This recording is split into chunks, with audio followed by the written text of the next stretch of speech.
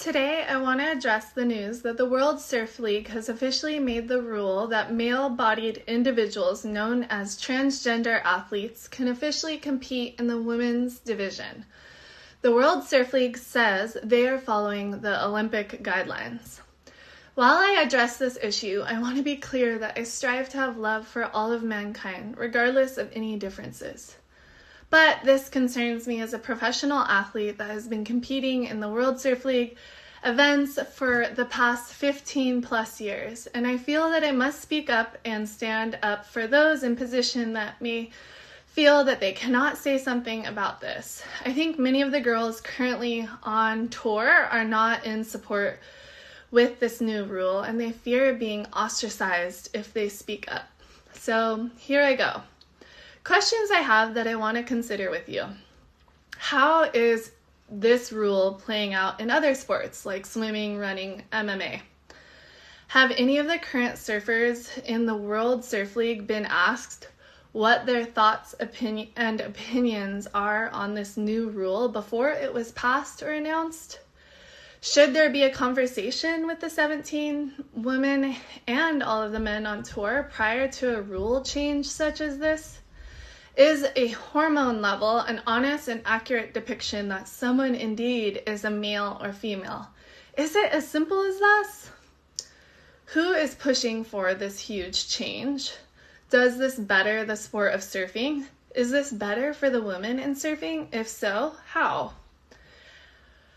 How did whoever decided these hormone rules come to the conclusion that 12 months of testing testosterone make it a fair and legal switch?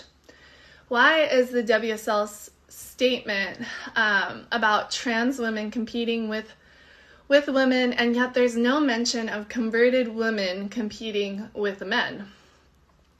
I personally think that the best solution would be to create a different division so that all can have a fair opportunity to showcase their passion and talent. And I think it's really hard to imagine what the future of women's surfing will be like in 15 to 20 years down the road if we move forward allowing this major change. But we are seeing glimpses of male-bodied dominance in women's sports like running, swimming, and others.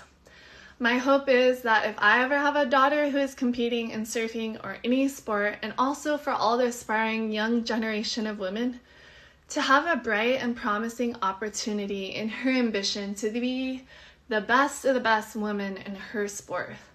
I personally won't be competing in or supporting the World Surf League if this rule remains. Thanks. Going into this, I knew the hammer of mean and cruel and harshness would be thrown down on me for not going with the flow, for having a different opinion, for being open and sharing my questions, thoughts, and my opinion on the new rules implemented that transgender athletes or male-bodied athletes can now compete in the women's division of the World Surf League as following the Olympic rules. According to the policy, in order for these athletes to compete, they must meet a certain testosterone requirement. Are they simply a hormone level? Am I just a hormone number? Is it as simple as that? I'm not going to go into a bunch of questions, but from what I know, this is not supported by the majority of the women currently competing on the tour. And these women are amazing, kind, beautiful ladies. They're not hateful, transphobic ladies that share this same or similar opinion as I. But now all of these ladies get to see me taking this public, and what a hateful and cruel world it can be, where people sit behind their screens and instead of having a thoughtful debate or conversation, instead they choose to spew awful things and tell you to be quiet. To me, that is a scary world, to shut up debate and conversation, and I believe that is very wrong. I don't blame the other athletes for not wanting to speak up, because they know too well how harsh and cruel the world can be. I will say, though, it's been amazing to see the amount of people opening up and talking about this issue. The majority are in agreement with me, and I'm glad I can help encourage others to stand up. There were even some very thoughtful and differing opinions shared with interesting thoughts, but they'd done so in a nice way. And so thank you to those of you who are nice, even if you disagree.